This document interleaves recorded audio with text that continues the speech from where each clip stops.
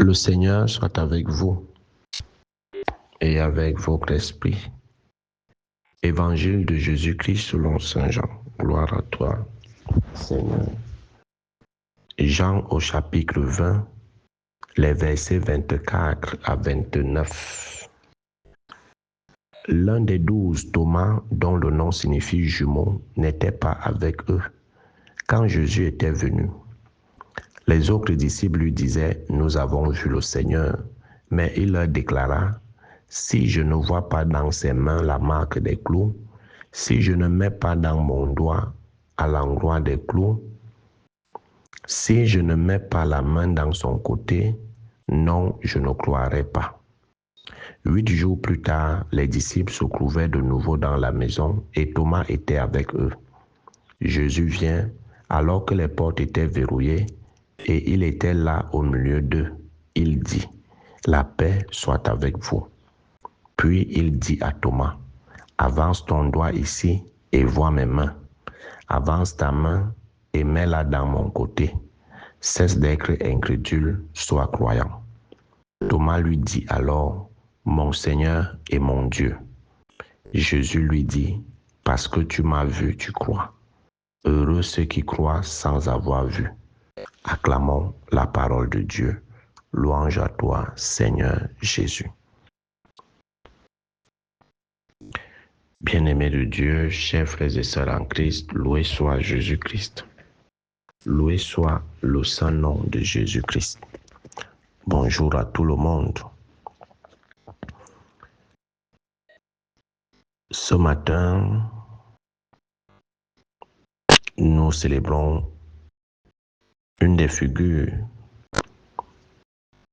de l'histoire de l'évangélisation en l'apôtre Saint Thomas, qui faisait partie du collège des 12 apôtres. Et la particularité de ce texte de ce matin, c'est qu'il veut mettre en évidence le doute et la profession de foi de Thomas. Et aujourd'hui, beaucoup parmi nous sont des Thomas. On veut croire avant d'avoir vu.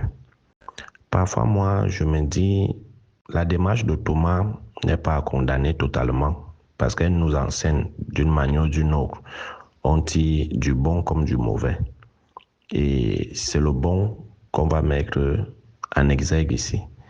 Moi, je dis toujours que la foi de Thomas est une foi qui nous invite également à la prudence. À la prudence surtout en ces temps qui sont les derniers. En ce siècle où nous avons déjà l'IA qui est en train de produire des choses extraordinaires. Des choses extraordinaires. Et à travers ces choses extraordinaires, il y a des messages subliminaux qui se glissent. Aujourd'hui, on a par exemple des images du Christ de la Vierge Marie qui sont extrêmement d'une beauté. Mais si on observe souvent bien ces images, il y a toujours des infiltrations ou des messages subliminaux qui n'ont rien à voir avec ce que nous pensons voir.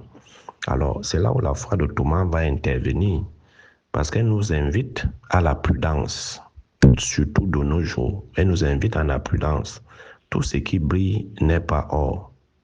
Or, le soleil brille, mais le soleil n'est pas en or. Donc, faisons attention. La foi de Thomas nous demande d'être prudents et nous invite au discernement des esprits. Au discernement. C'est dans ce sens que moi, je tire du bon du doute de Thomas. C'est dans ce sens. Et déjà, Jésus ne le blâme pas vraiment comme on le pense, mais il invite à croire sans avoir les preuves. Puisque justement, pourquoi Jésus lui demande ça? Il a vécu avec Jésus et Jésus a longtemps annoncé sa passion et sa résurrection et tout ce qui va avec. Mais il n'est pas ancré dans cette dynamique-là. Il ne s'est pas laissé transformer, il n'a pas ouvert son esprit ou son intelligence à ces écritures, à ces paroles de Dieu, à ces paroles de Jésus. Dans ce sens que Jésus lui dit, ce n'est pas parce que je n'étais pas apparu avant ou parce que les autres t'ont dit qu'ils m'ont vu, que tu vas continuer à douter.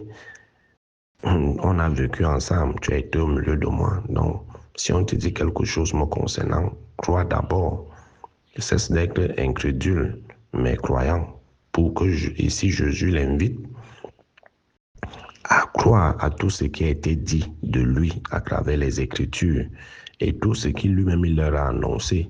Donc, il n'y a pas de raison, il n'y a pas question de douter lorsque les autres lui disent sur 11 qu'ils étaient, 10 lui disent, nous avons vu le Christ, et il est le seul à dire que s'il n'y a pas les preuves de la résurrection, à savoir la marque des clous, et que si lui-même ne touche pas ces preuves d'une manière palpable, il ne croit pas. C'est tout à fait normal.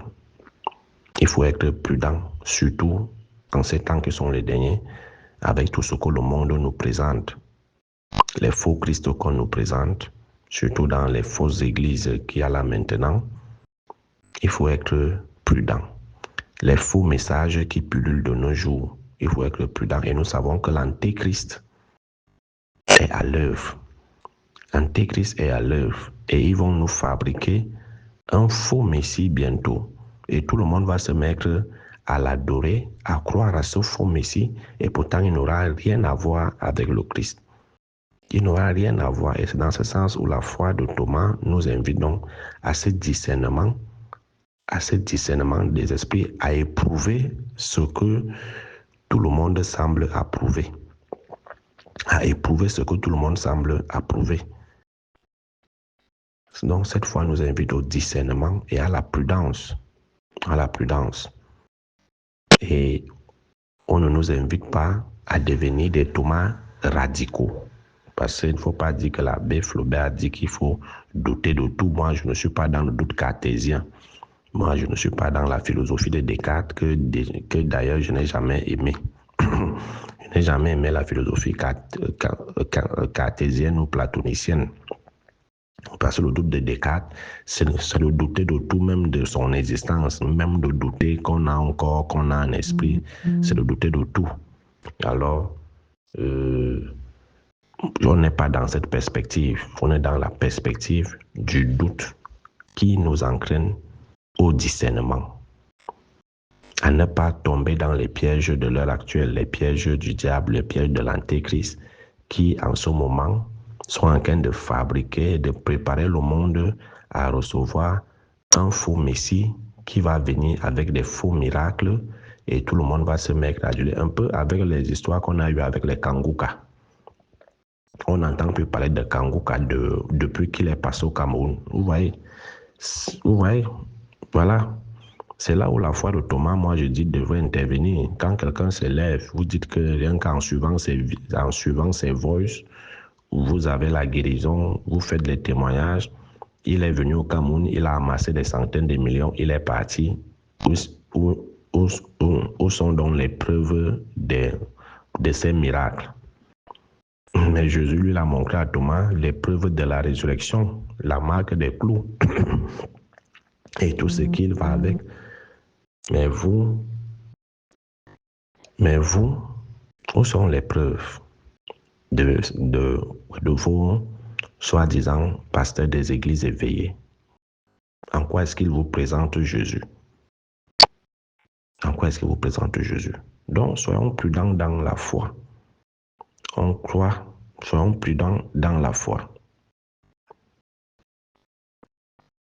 Soyons prudents dans la foi. Saint Augustin disait, je crois pour comprendre et je comprends pour croire. Soyons prudents de nos jours parce que l'antéchrist se prépare à nous éblouir. Et c'est pour ça qu'il faut faire attention à tout ce que nous vénérons de nos jours sur les réseaux sociaux. Il y a beaucoup d'images subliminaux, mais c'est le Christ parfaitement peint par l'IA. Il faut beaucoup faire attention à l'IA. L'IA de nos jours est en train de déshumaniser l'humanité, est en train de retirer le côté humain de l'homme. Ce qui fait de nous des êtres vivants, des êtres dotés d'une âme. L'IA est en train de nous retirer tout cela. petit à petit, tout se fait déjà facilement. Ta photo, tu peux la transformer, mais derrière ça, qu'est-ce qui se cache? C'est là où je vais dire la foi de Thomas est mieux placée pour justement mettre à l'épreuve tout ce qui semblait briller mais qui n'est pas de l'or. Et le doute de Thomas passe à une profession de foi. Lorsqu'il a touché les preuves de la résurrection, il va professer sa foi. Mon Seigneur et mon Dieu. Mon Seigneur et mon Dieu. Et dernièrement, c'est Pierre qui faisait sa profession de foi. Tu es le Messie, tu es le Fils du Dieu vivant. Thomas aujourd'hui, à travers la remarque de Jésus, ayant touché la preuve de la résurrection, la preuve de la résurrection à travers la marque des clous, qui est la preuve papale que c'est le Christ qui a subi la passion qui est devant lui, va dire mon Seigneur et mon Dieu. Donc nous devons passer de ce doute à cette profession de foi. Et l'une des plus grandes offenses à Dieu, c'est de douter de lui. Ça, il faut le savoir. Le doute n'est pas permis dans la foi. Le doute n'est pas permis dans la foi. L'une des plus grandes offenses à la toute-puissance de Dieu, c'est de douter de Dieu. C'est de douter de Dieu. Quelle que soit l'épreuve, quel que soit ce que nous traversons, ne doutons jamais de Dieu. Et ça peut même aller dans la catégorie des péchés contre l'Esprit Saint, parce que douter de Dieu, c'est une offense à Dieu. C'est une terrible offense à Dieu. Dire que je ne crois pas en Dieu, je ne crois pas au salut, je ne crois pas à sa puissance, je ne crois pas qu'il m'aime, qu'il m'écoute, ça, c'est une offense terrible. Thomas n'a pas douté de Dieu. Thomas voulait avoir les preuves de la résurrection. Il faut faire attention. Mais nous, aujourd'hui, avec tout ce qui se passe dans le monde, il y a ceux qui doutent même de la présence de Dieu. Et douter de Dieu, c'est une offense terrible à Dieu. Une offense terrible. Donc, faisons attention. Faisons attention. Nous qui cherchons Dieu partout là. Partout là. Nous qui cherchons Dieu dans toutes les églises. Faisons attention. C'est douter de Dieu. C'est douter de la présence de Dieu, de la toute-puissance de Dieu. C'est une offense grave au cœur de Dieu. Donc faisons attention. Passons de ce doute, entre parenthèses, à la profession de foi. À la profession de foi. Soyons prudents, oui. Discernons, mais ne doutons pas de Dieu. Si Dieu n'est pas dans les fausses églises, si on a parcouru toutes les fausses églises, ça ne veut pas dire que Dieu n'existe pas. Ça ne veut pas dire que Dieu n'existe pas. Et si tu n'arrives pas à trouver Dieu là où tu es, ça veut dire que c'est toi qui ne sais pas croire. Ça veut dire que c'est toi qui ne crois même pas. Toi, ta foi, c'est la foi des miracles. Parce qu'il y en a certains qui cherchent Jésus pour les signes et les miracles, qui cherchent Dieu pour les signes et les miracles. Mais si tu cherches Dieu pour les signes et les miracles, tu ne le trouveras pas. Tu ne le trouveras pas. Thomas n'a pas cherché les signes et les miracles. Il voulait juste s'assurer qu'on parle du Christ avec lequel il a marché. Pour ne pas sombrer dans l'hystérie et tout ce qui va avec. Comme aujourd'hui, là, dès qu'on va dire que Jésus est apparu dans telle maison, on court, on transforme cette maison en sanctuaire, comme ces derniers temps. Il n'y a pas d'apparition muette. Il n'y a pas d'apparition muette. Si vous me dites que Jésus est apparu dans une maison, après on filme, il y a des projecteurs, on filme une image qui est collée au mur. Une image qui est collée au mur, mais il ne parle pas. Les gens sont là. Ils commencent à adorer, à prier, ça devient un sanctuaire et tout, et tout, et tout. C'est pour ça que l'Église reste toujours prudente. Elle ne se prononce pas. Elle ne se prononce pas facilement dans les cas d'apparition. Entre parenthèses, elle ne se prononce pas. Elle attend. Parce qu'il n'y a pas d'apparition muette. Si c'est le Christ, c'est la Vierge Marie, c'est Saint Michel Archange, c'est Saint Joseph, il va toujours finir par laisser un message. Mais vos apparitions de vannes, de ceci, de cela, il faut nous laisser ça de côté. Il faut nous laisser ça de côté. vos apparitions où la Vierge Marie apparaît sur le mur d'une église en pleine messe et les prêtres sont là et tout, comme si... Ouais, il y a beaucoup. C'est pour ça qu'il faut faire attention à l'IA maintenant. Parce que l'IA peut déjà tout générer. L'IA peut tout générer. Et c'est là où Thomas va intervenir que si le Christ là ne me parle pas, si la Vierge Marie là ne me dit rien, non, je ne croirai pas. Parce que lorsqu'il y a apparition, il y a toujours des signes et une preuve.